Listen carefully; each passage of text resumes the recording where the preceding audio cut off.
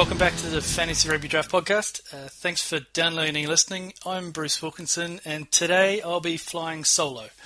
Mossman is off. He got a Groupon deal for a manicure that he couldn't turn down, so he won't be joining me in the studio. So what we have done, though, is we have a special guest from Cape Town, Andrew Howitt. Andrew writes for the Fantasy Rugby Scout site. How's it going, mate? I'm alright. Yourself? Good to chat to you guys. Yeah, pretty good. Just enjoying the sun, actually, in Auckland for the first time in a while. Ah, great. The reason we brought Andrew in is a similar reason as we brought Regin. We need to get an expert opinion on the South African squads. We'll look at the comings and goings, and we'll try and second-guess the coaching starting lineups as well, which is quite a difficult thing to do. The New Zealand and Australian squads, they were announced in September, October, so we have a clear picture on at least the squad, if not their starting lineup. But with South Africa not scheduled to hand their teams or their squads into Sanzar until next week and maybe a little bit beyond, there may be some comings and goings, so we just put a little bit of an asterisk around that. But we'll do our best to try and peel back the layers and see what we have. A little bit of admin. You can follow us on Twitter at Fantasy Rug Draft. That's Fantasy RUG Draft.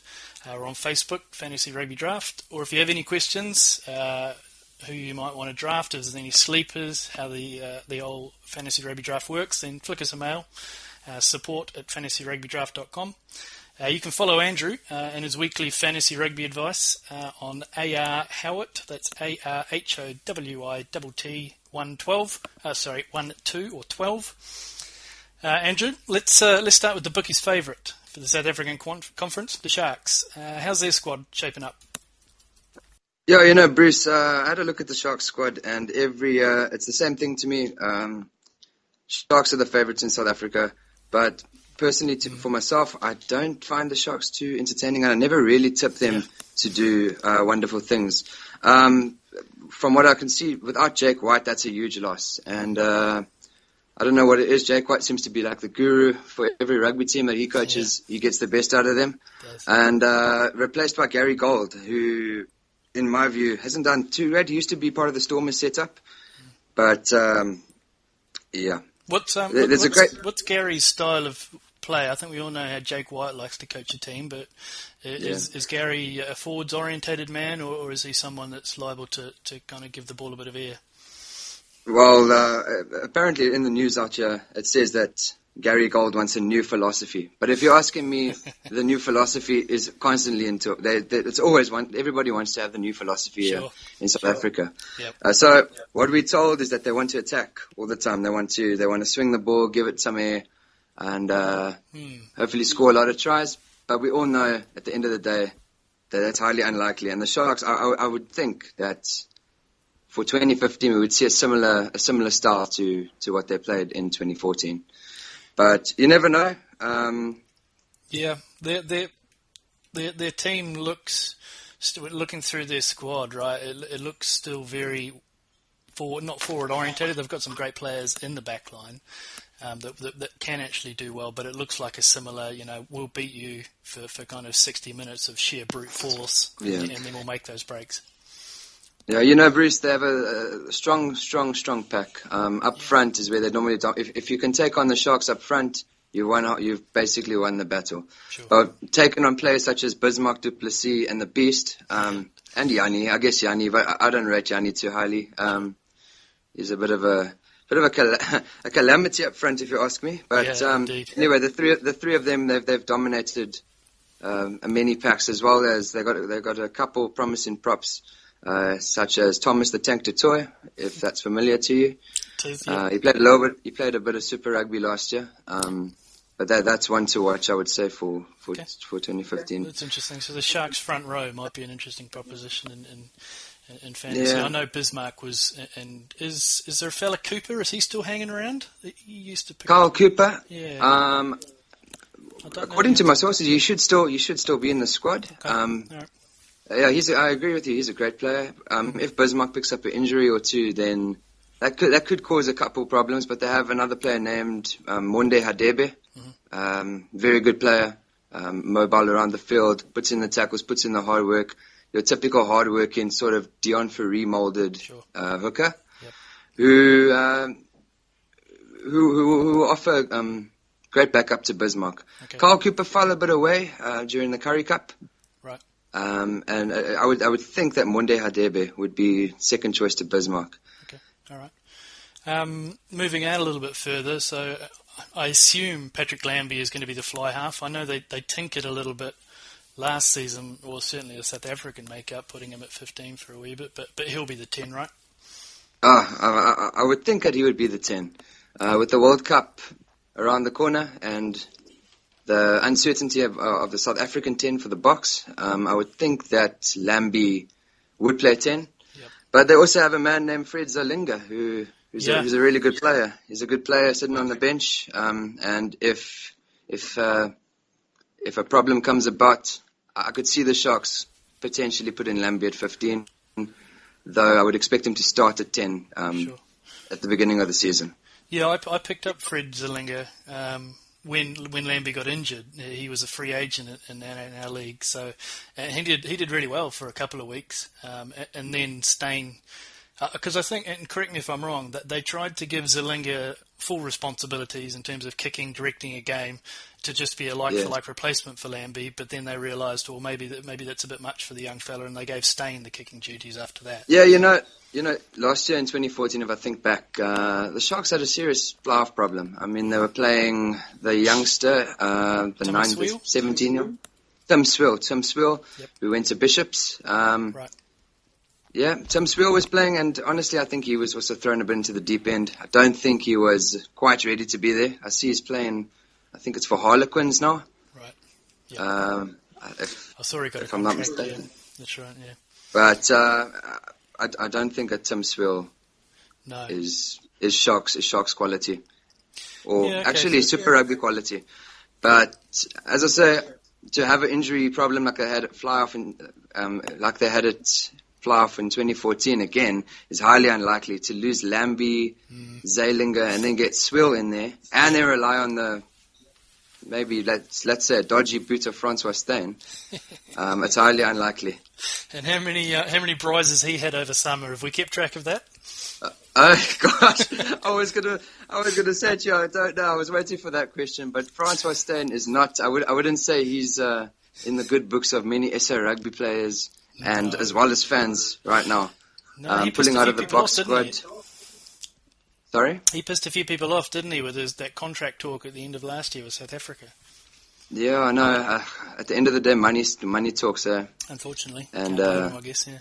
I don't know exactly what went wrong with Francois Steyn, but I would hope that he's available for the World Cup. Yeah. And I hope he's in shape. It's your big asterisk right there. I'll tell you who did look pretty good on the Northern Tour was Kobus Reinach. He looked really sharp playing for the box. I don't know what you thought of him because. Oh yeah. Go on. Yeah, Kobus Reinach. I think he was fantastic. If you think back to Super Rugby, a couple of times just sniping breaks, especially when they were over in New Zealand. Some really great tries. Some almost. I would compare him to Francois Hougaard when he came onto the scene. Really good player, getting line breaks from 9, really attacking sort of scrum off. Yep. But you know, Kobus Reinach, teams will work you out eventually.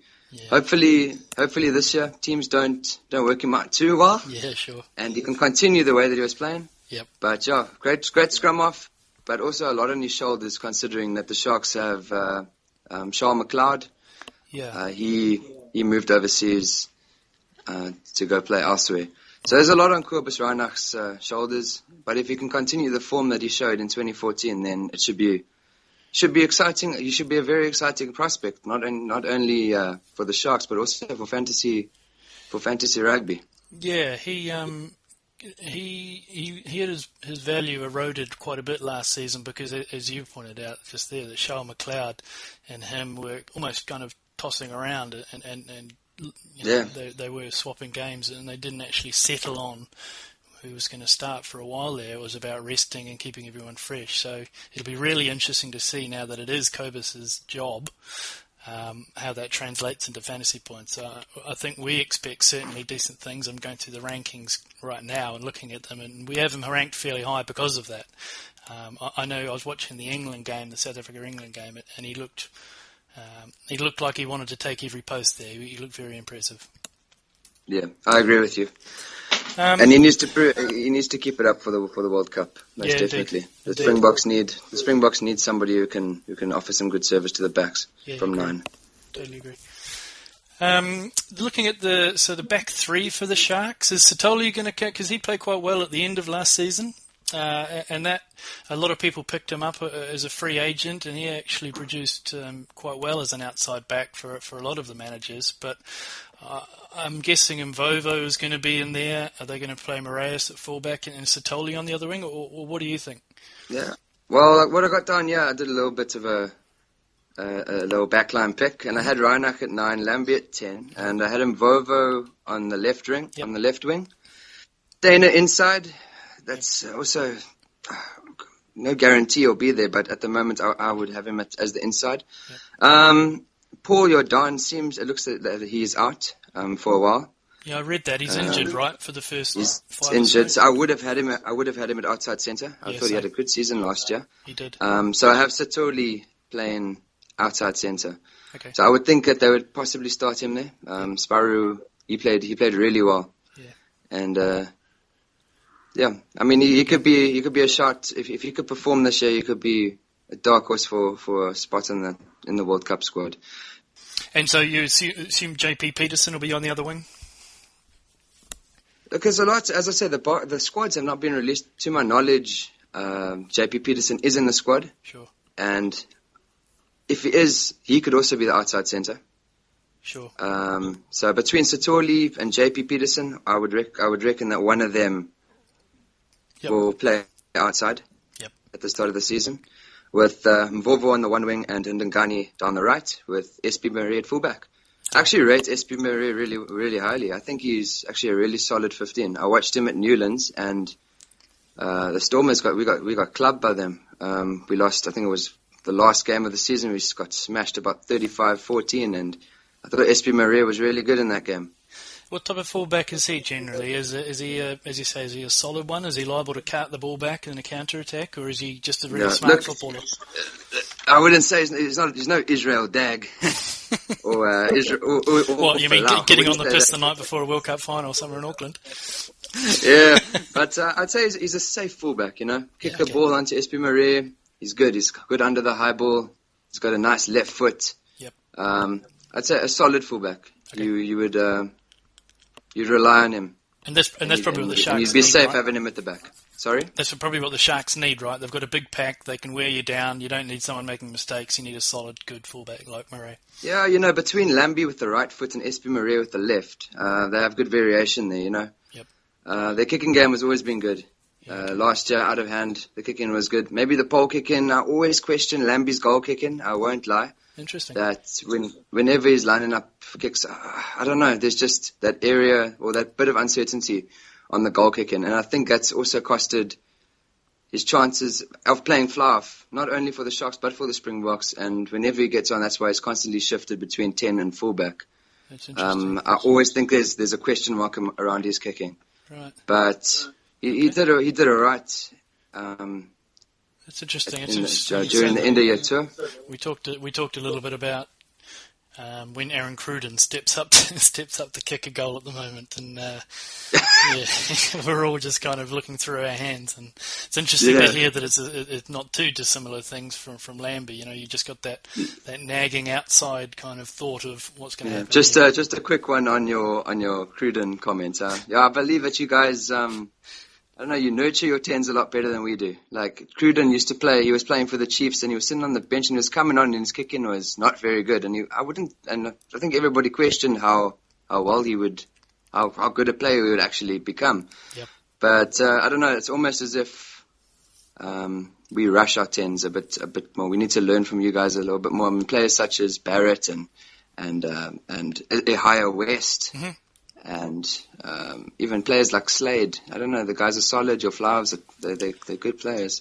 Yeah, we seem to churn a few out. And you're right. We do have, I guess, patience. I remember Aaron Cruden's debut against Australia, and Oh dear! As you say, the kicking out of hand. He wasn't clubbing at 15 metres if the max. It was, but yeah, we gave him time.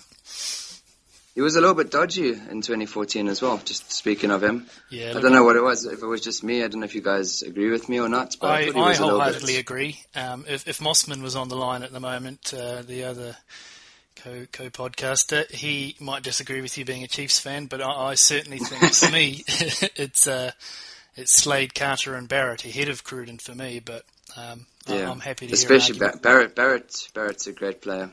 He is. No, look, he is. And if he gets a pack going forward, and I think a little bit of time in the Blacks, he will be a good. I mean, we chose him as number 1 overall draft pick, so that shows you how highly we think of him.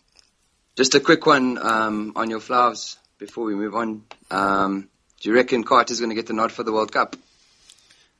That's a really good question. I think it's going to come down to potentially maybe taken out of his hands. I think it's all going to be down to how the Super Rugby pans out. I'm not sure of the kinematic. Is he in the Crusader squad? Yeah, he is. Yeah. I saw he signed for the French side. Yeah, he is. So that's after the World Cup. So he is in the Crusaders squad.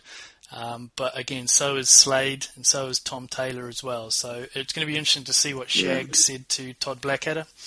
Whether it's, you can play Carter but only X amount of games, or if he actually said to him, no, I want a full Dan Carter at 10 for the whole Super 15. I want to see, because he didn't play last season, he had injury. I want to see what he's got.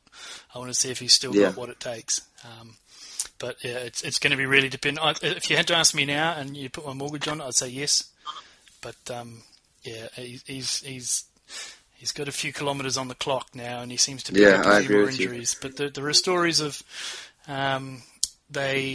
he's dropped about 5 kilos of muscle, and they did a lot of studies with him why he was pulling a lot of leg injuries and what was happening there, and he bulked up a little bit too big was the conclusion. So he's leaned down a little bit more to his kind of fighting weight where he was when he came in to the Crusaders and to the All Blacks. So I guess we'll see this season whether that was the magic kind of magic potion or magic organism. We'll see, I guess. Yeah. Bruce, should we go back to the Sharks? Go on. Can I mention one or two guys that I absolutely identified as potential good players? Floor's on. All right. Well, I was just looking at their squad, and they have a couple losses, not too many losses, or guys that have moved on. Veteran Jacques Boertes has finally hung up his boots. Mm-hmm. After playing I don't know how many Currie Cup games and how many Super Rugby games, he's finally thrown in the towel.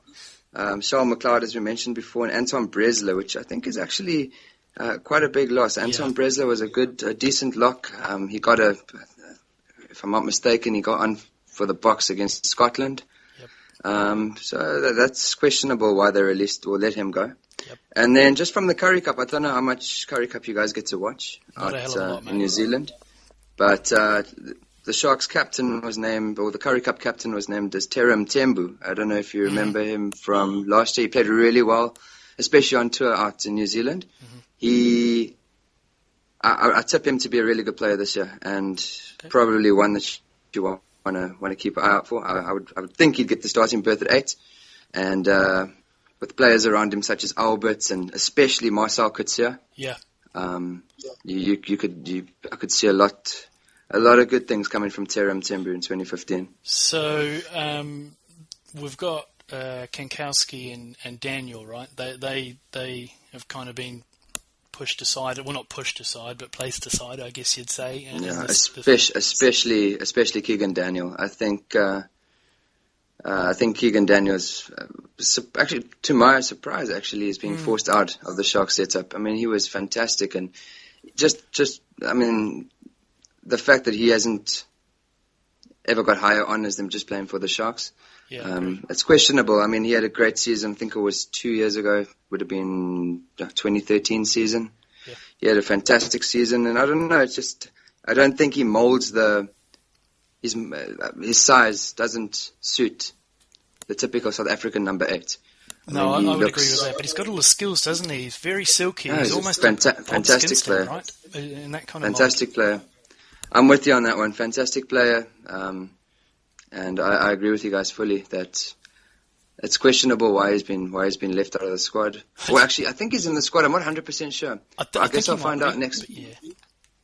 But I don't think we'll see much of him playing this season. Yeah, I actually, just before I jumped in here, I'm not sure why it popped up on my timeline on Twitter, but I just saw a photo that he tweeted out of, it looks like he spent a little bit more time cultivating his swashbuckling mustache than actually spending it in the gym, because very hipstery, very, very, what's the fella's name? Johnny Deppish. Yeah. I was going to say, it makes me really upset when I see players such as, especially... it makes me really upset to see players such as Keegan Daniel sitting on the bench and not featuring, when he could easily go over, potentially to the Lions or to the Cheetahs and play, and it would be a great player, and just such a waste of talent. Agree. Okay, cool. Now getting on to the second favourite, which is your beloved Stormers. I'm sure you've got plenty of thoughts on this. I do. Go. Right, Stormers, here we go. Let me start with what's probably on everybody's mind, the fly-off issue. Yeah, really. Okay, inside sources have told me, I don't see this happening though, but the sources are in Cape Town. It's believed that Kurt Coleman is going to get the number 10 jersey to start with. Interesting. To me, I don't see this happening. And I don't rate Kurt Coleman highly. I think he's a very, very, very dodgy number 10. Interesting. He perhaps offers a bit more in attack than Katrakilis, but just stability-wise and a reliable goal kicker, I don't think the Stormers should start with Coleman. But let's say I still believe that Katrakilis will start, even though the press out here believe that Coleman will. Mm-hmm. And to be fair, that has always been the problem with the Stormers. The past 4-5 years has been just a reliable 10. Yeah. Someone that can offer a little bit more than just kicking the ball, getting the conversions. I mean, Grant was a good player a couple of seasons back. Katrakilis is great. He was named the Curry Cup man of the match in the final. Yep. And he had a conversion rate of some silly, 90-odd%. Sure. But other than that, there's not much coming there. And also, to be fair, I feel as though Katrakilis is a player not too similar to how we talked about with Moraes, right? He's not going to really let you down at 10. He's probably not going to drive you on to massive, good and higher honours, but he won't let you down, and he'll kick his goals. As you said, 90%. It's incredible. Yeah.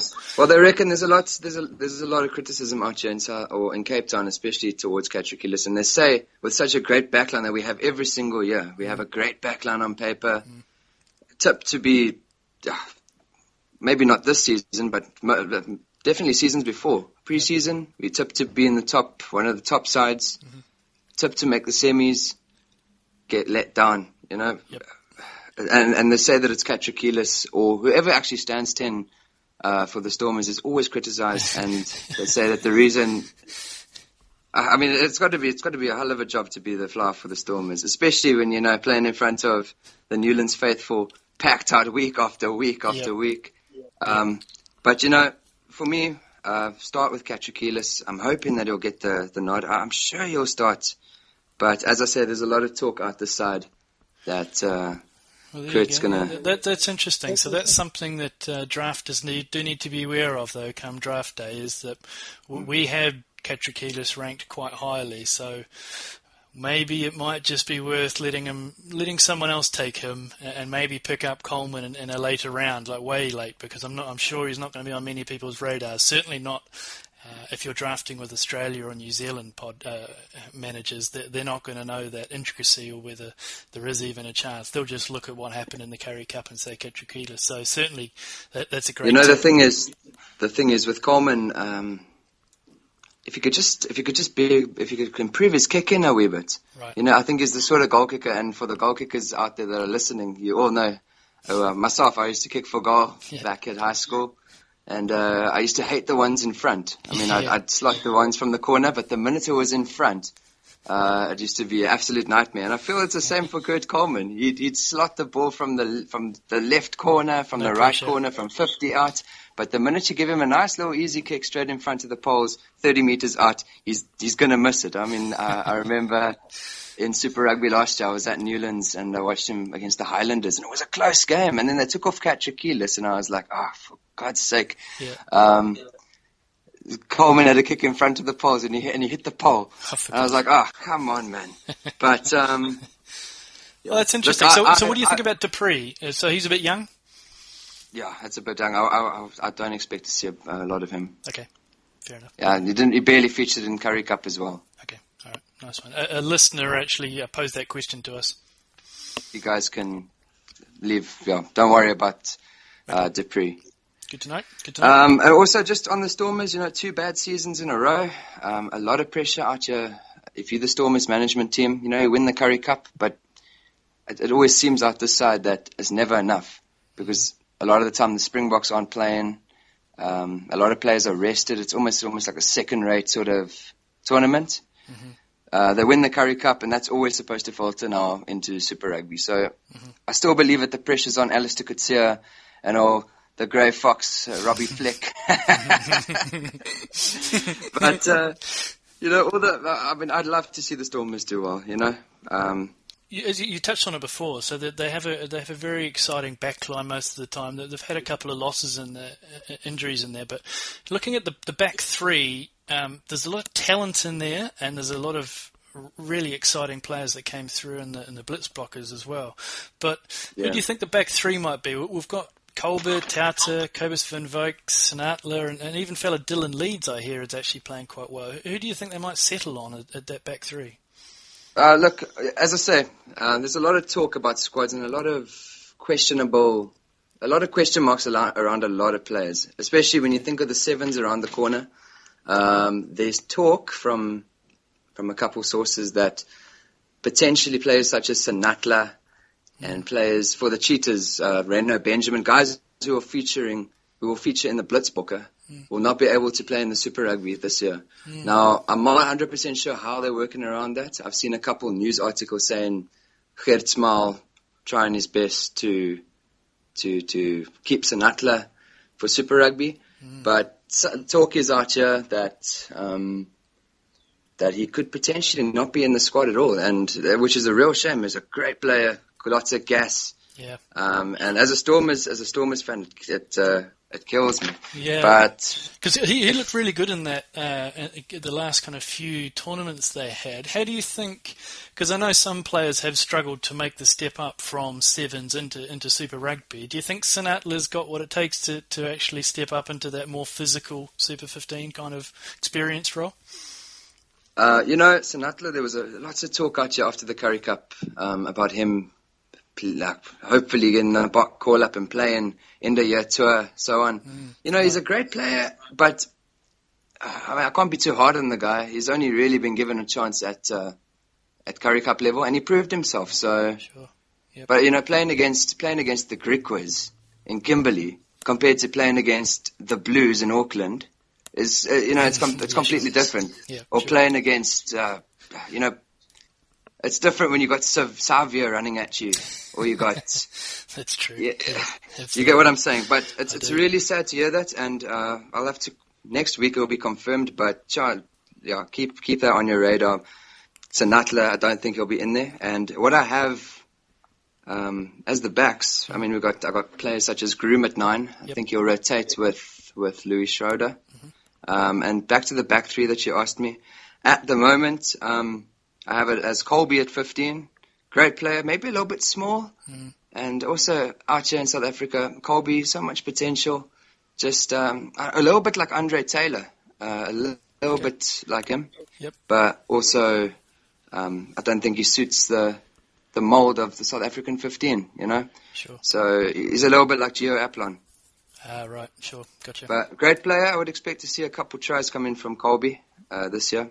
And Cobus Van Wyk had a fantastic Curry Cup. Great player, solid wing. Cobus has grown a lot. I mean, there's talk that they're going to get him a bit bigger, a bit stronger for the season. And hopefully, give him a bit of space and keep him on the radar. On that note, sources have told me that there's a player named Hugh Jones that could play on the left wing this year. Okay, that's good. There's a real unknown. Comes from UCT. University of Cape Town, and been tipped to be a really good winger. And talk is a little bit of talk. I wouldn't say too much, but there's chances that he could be playing on the left wing. That's interesting. But also, there's great players out here, such as Pat Howard. I don't know if you Yep. Pat Howard is now on loan at Munster. And personally, I would have him down the left. Yep. Strong wing. Played in the SA Under-20 World Cup, and he partnered Sir Fontaine in the centres. Great player. Not really. Hasn't really fulfilled his potential too much at the Stormers, but hopefully he could get in there on the left wing. Obviously, if Sinatla's in, then we would see him down the wing with Kobus van Wyk down the other wing and Colby at 15. Okay. And I don't think we'll see too much of Dylan Lates. Dylan Lates is a great player. Honestly, I actually remember when I was in primary school, played against Lates. He was at a school named Province Prep, Western Province Prep School. And he got the ball behind his line. He was playing at 10. And he beat our fly off, and he ran about 100 meters and scored the most fantastic try. But this is when we were way young. And but I don't think we'll see too much of him playing. He might. I mean, if injuries hit the team, then we might see Lates at fullback. But I don't see. I mean, I saw he was playing in the Australian version of the Curry Cup for them, the Australian Curry Cup. I see he was playing for the Perth Storm, if I'm correct. And there's lots of potential there. Still very young, young player. Give him time, let him grow in the squad, and who knows. But yeah, as I say, I have Hugh Jones down the left wing at the moment, Kobus van Wyk down the right, and Colby at 15. But as I say, question mark around the left wing. That's a good tip. That's good information for our drafters, because I'm sure there's a few who thought that was going to be a certainty after what they thought. So you might just want to treat a little bit carefully when you dropped a bomb on you guys there, didn't I? Yeah, absolutely. Yeah, and last year they've lost a lot of. Last year we had a little bit of depth on the wing. We had Losi Tajithakibao. That's right. And he's gone back now. He didn't do much. I was actually really disappointed in him. Yeah. After watching all his YouTube videos. Yeah, I know. That's the thing, isn't it? It's like the transfer window in the Premiership, right? You don't really know who the player is until you see his 3-minute montage of goals. Yeah, no, for sure. Well, so just picking up on a couple of things, Johan. So a couple of points. So is Hugh Jones the most non-South African left-winger name in world rugby ever? Sounds a bit like a Welshman, isn't it? Exactly. Sounds like a Welsh lock. It doesn't get out of his barn very often. Look, Bruce, I've got to be honest with you. I don't know much about Hugh Jones. Sure. I've heard that he's promising, and hopefully is, we need some local players, going over to England and going grabbing Samoan wingers to play in Cape Town, where we have so many rugby players, so many guys, so many rugby clubs, so many talented rugby players at schools such as Wynberg Boys High and Bishops and Rondebosch Boys, all the great Springboks that have come from this team, all of those schools with numerous players, and indeed, it's sad to see players. It's sad when we go overseas to go and grab players. I mean, if I think back a couple of years ago, just getting fly-offs, like Tony Brown played for the Stormers for a while. Terrible. It really annoys me. Downtown Tony Brown. Player. What a favourite. Oh, man. Anyway. No, that's good. It's good info on the Stormers. And also, I think World Rugby is a much better place when we have someone called Pat Howard running around. It's not the floppy-haired ginger from Australia, but at least it's in the same namesake. Pat Howard's a great, I would love to see him get on. As I said to you, I rate him highly. Strong player. Know him personally, so maybe I'm blowing his horn a little bit. But it's all good info, player, mate. It is all good info for our managers. As long as it helps you boys. But as I say, what else I have down here for the Stormers is that there's no real quality additions to the squad. A couple losses up front as well.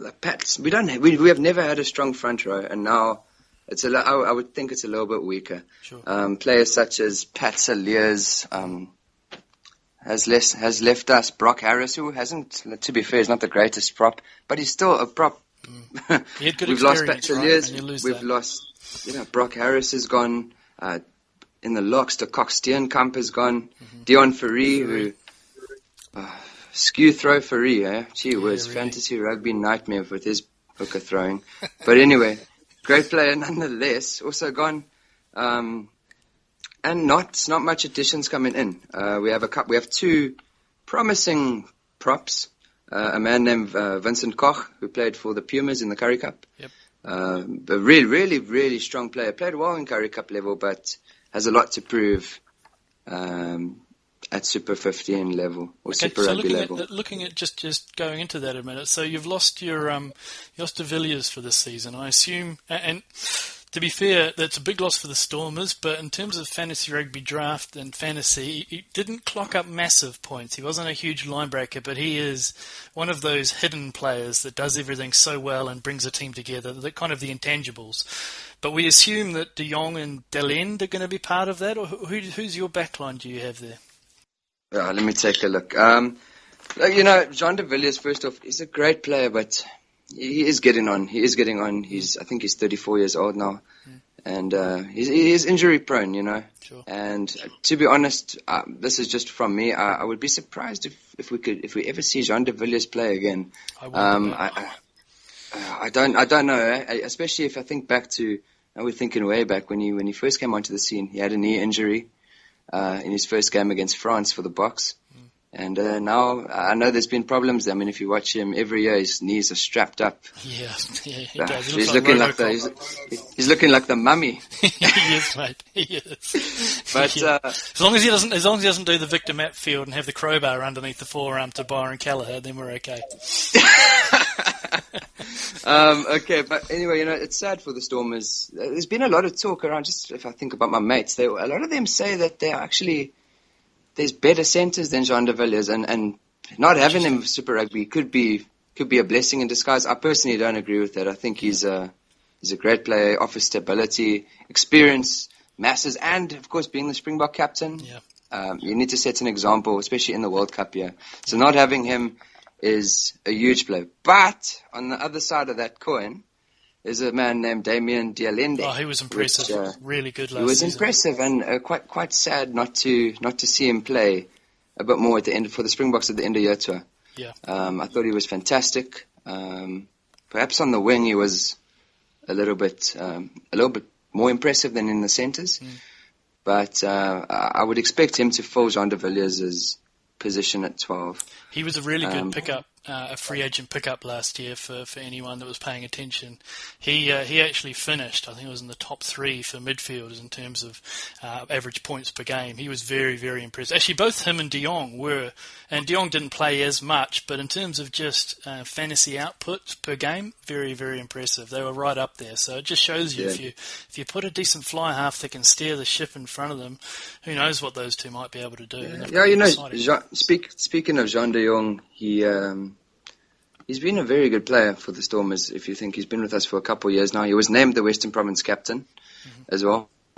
So, as I say, having de Villiers there would have been great. You would have had the Stormers and Springboks captain as well as the Western Province captain, both playing in the centres, which is great experience and great, it's solid centre pairing. But sometimes it's good to have a mix of youth as well as experience. So, as I say, what I have down here is Dialende at 12. But on the flip side of that coin, on the flip side, I would also think about shifting Dialende onto the left wing, and taking out as I say, potentially the winger Hugh Jones, putting Dialende on the wing, and having Jaco Tauta at inside centre with De Jong at outside centre for the beginning. But yeah, I wondered that. I wonder if they were going to find a place for Jaco Tauta because they quite like him, right, in the setup. Yeah, he played. Personally, I don't have time for Jaco Tauta. I think he's absolutely. I don't want to be too rude, but I don't think he's the greatest player to put it lightly. I haven't seen anything to suggest he is. Yeah, thank you. I mean, he was thrown into this, but I think when he was playing for the Lions 3 years ago, maybe, he played well, and I think they threw him into the Springbok squad, and they were tipping him to be the next big thing. And he played a bit against the British and Irish Lions, if I remember correctly. But since he's come to Western Province, I think the best thing he did was probably the drop goal against the Sharks last year when we beat them at Kings Park. That was fantastic. But I don't rate him too highly. But I could see that potentially happening, so I just thought I'd let you guys know that. Yeah, you wonder if he may have, because he picked up a knee injury or something a season or two ago, and you wonder if he maybe have lost a step. So it might be a natural progression to go into 12 and set a bit there, where it may not be found out as much as he would be at, say, fullback or even outside centre. Yeah. Just one last thing on a new addition to the Stormers that I have down here. A man named Volko Low. Tipped to be the new, the next best prop for South Africa. Came down from the Bulls and played in the SA under-21s. A real big boy who you could expect to. I think he might actually play a little bit more than we expect. Just to keep him on your radar as well. So I think the Stormers, we thought they may lose a little bit, the Stormers front row, because of the Fourie factor, because it potentially played at 6 or wherever he played, as well as being a front row, listed as a front row in the game. So having that loss, we actually downgraded the Stormers for a wee bit. So that gives us a little bit of hope to suggest maybe it could be something to keep in the back pocket for draft day. Yeah, also, the Stormers, they have a good side. The hooker's good as well, Scarra and Tabeni. That is definitely a shout for the World Cup squad. I think we could keep an eye on Scarra, good player. And they signed a lad from the Bulls. I struggle to say his name. It's Bompi Mbumbani. Yep. Mbunani or something to that. Well done. Yeah.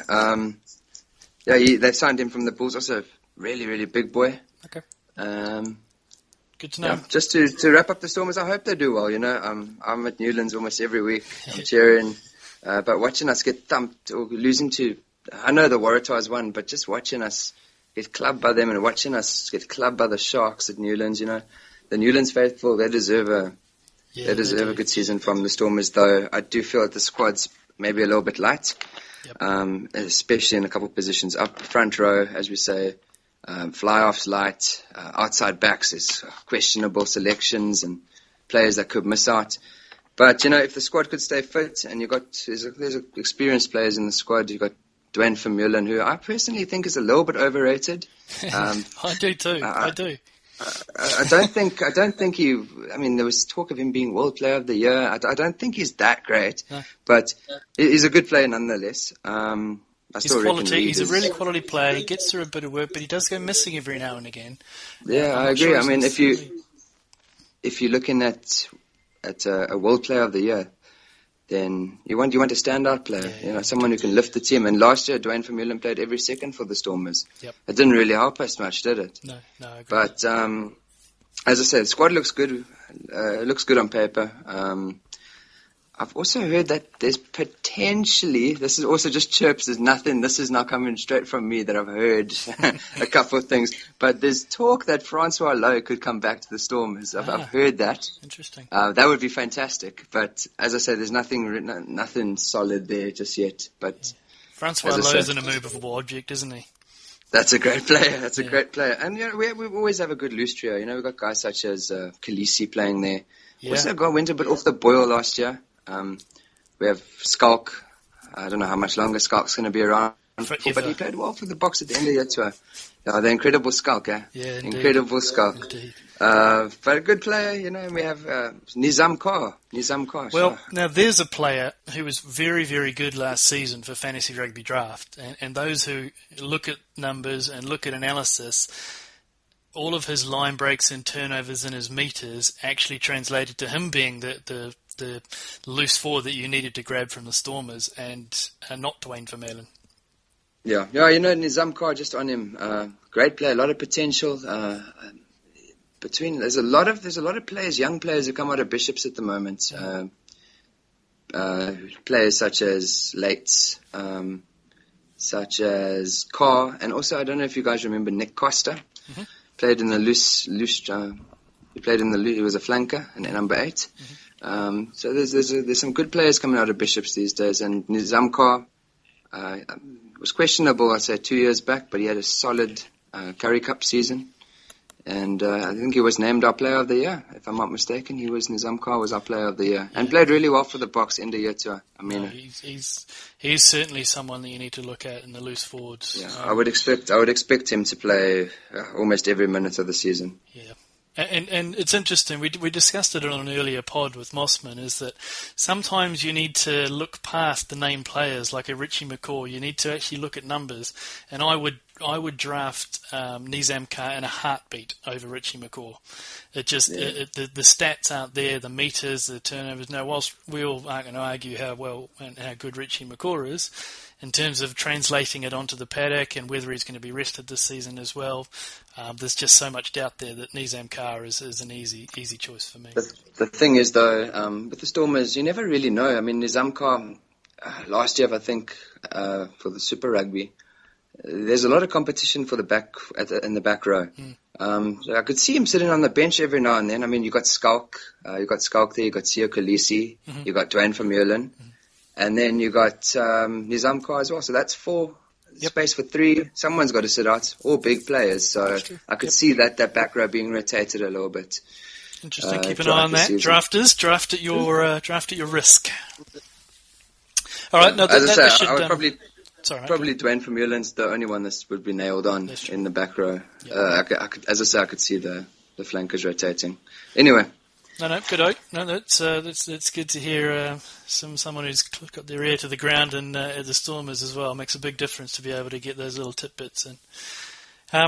So looking at before we jump into the other 3 teams, I looked at the time, so we might split this podcast into 2. So go and refresh your beer. I know I'm certainly going to do that, and then come back and download episode 2 in a separate stream. We'll speak to you soon on the other side.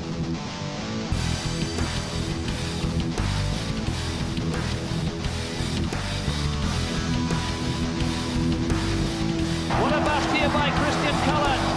Plenty of support, and what a dummy!